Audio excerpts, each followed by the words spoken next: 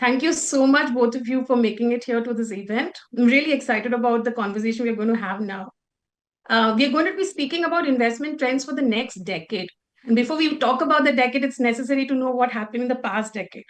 The past decade, the AMC business has grown by several folds, right? I think six times the assets under management has grown in the mutual fund business. So, Betty, the first question to you. What do you think is one of the most defining moments of the last decade? Because so many events happened. But what really has been the major factors for this big growth in the mutual fund assets? Sure, Kavitha. It's hard to put your finger on, a single factor and say that this alone has contributed to it. I think there's been a lot of hard work by the industry going back, more than 20 years to really establish mutual funds as a, product category. I think, ideas like the systematic investment plan. Again, I started working in the MF industry in 2001, and these were things that we talked about even then. But really, there was, if we were to fast forward, I'd say really there was a tipping point somewhere beginning in the middle of the previous decade, somewhere around 2014, 2015, where the numbers started to pick up quite dramatically in terms of investors looking to mutual funds, investors starting to take charge of their investments, moving from being not in the sense of passive investment and active investment, but moving from passively remaining in, some of the old traditional products to saying, how can I get a better return for my money? And I think what this combined with was two, three other things.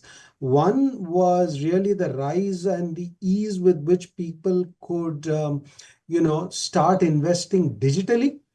And Yes. combined with that, there was also the fact that, I think demonetization in general created some more awareness about the need for people, not only to not hold cash, but to come within the formal system in terms of reporting incomes. And therefore, you then start looking for which is the asset class where I can go to using my income, which is now in the formal system. I've disclosed this to the tax authorities. Where can I deploy this money for a better return?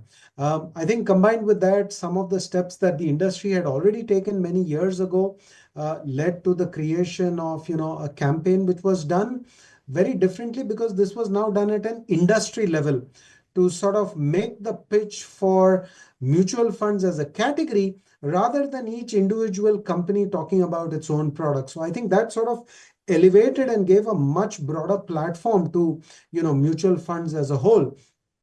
So I'd say it was a confluence of all these things.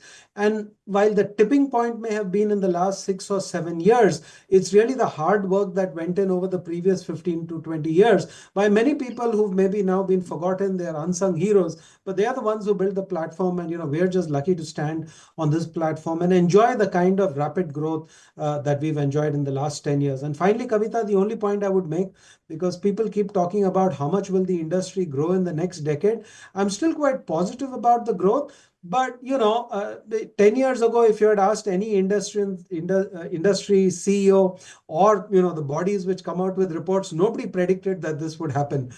So you just have to feel grateful and thankful for what's happened to this industry, and hopefully we can return back this favor to investors by helping them find a better way to manage their money and achieve their financial goals.